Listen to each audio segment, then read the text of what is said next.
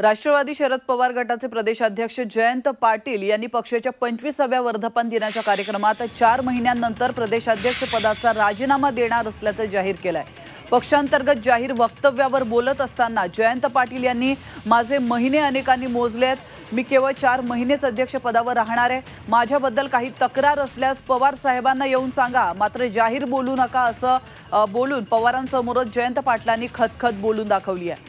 काही दिवसांपूर्वी रोहित पवारांनी ट्विट करून नाराजी व्यक्त केली होती आणि आता जयंत पाटलांचा रोग त्यांच्याकडेच नाही ना असा प्रश्न त्यांच्या वक्तव्यामुळे आता निर्माण होतोय।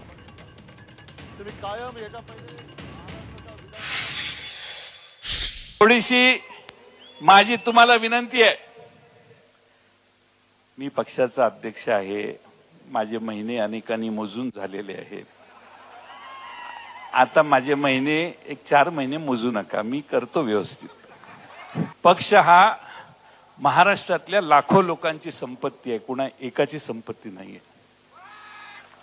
मी चुकीचा वागलो तर ह्या महाराष्ट्रातल्या जनतेवर परिणाम होणार आहे, याचं भान ठेवून आपण सगळ्यांनी वागूया। फक्त 4 महिने, नोव्हेंबर नंतर मीच नमस्कार करेन। कुठेतरी राष्ट्रवादीमध्येच जी गडबाजी आहे ती पाहायला मिळते का?